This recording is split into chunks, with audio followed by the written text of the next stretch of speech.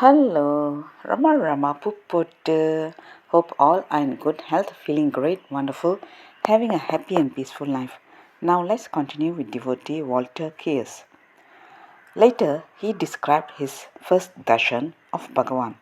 I saw Bhagavan sitting on a chair in the small passage that connected his room with the wall. This is where he met visitors and devotees. The mere sight of him made me tremble all over. It was not because of nervousness or uneasiness, it was because I had come face to face with the divine. The recognition affected me so much that my body shook involuntarily. I looked at this being who had been the focus of all my dreams, hopes, and expectations for so many years. There could have been a letdown, a disappointing realization that I had come so far just to see an ordinary man sitting in a chair. But this was not so. As I gazed at Bhagavan, I felt I saw God Himself sitting there. I felt I was seeing that early morning, a blazing light that had taken human form. It was more radiant than anything I had ever seen before. Bhagavan turned his attention on Walter and smiled at him.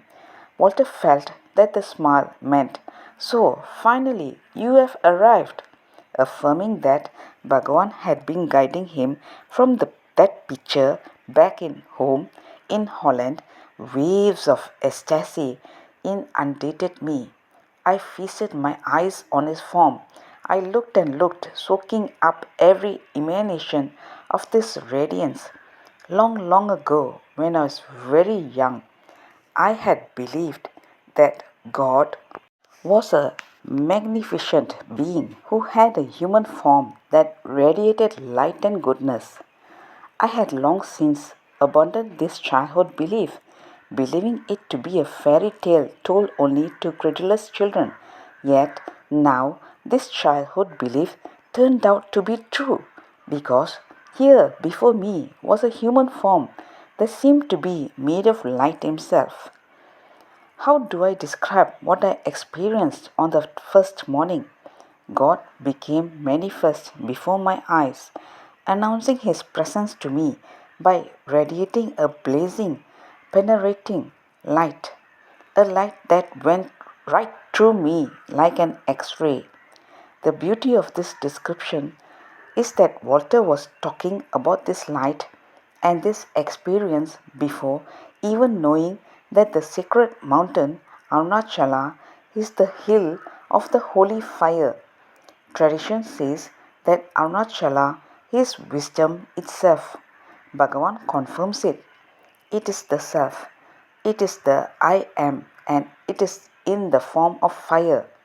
Jesus talks about fire. Moses talks about fire because it is pure wisdom, the inner wisdom. Arunachala too is the hill of fire, of wisdom. Since humanity had forgotten this wisdom, Arunachala took the human form of Bhagavan in order to spread the truth about Arunachala, the wisdom of I am, across the world. At that time, Walter did not know that he was one of the messengers to assist in spreading this wisdom of fire. Western Europe eventually came to know of Bhagavan through Walter. This was his destiny, and he talked about it without even knowing about it. Any writer or editor has the ability to write flowery language about the Master. Walter said, "Every word I utter is my true spiritual experience. Nothing that comes from my brain can write poetry. It is all horse language.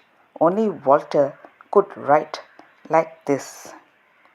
That's all, folks. Let's continue in the next chapter. Thank you. Bye bye. Rama Popoda.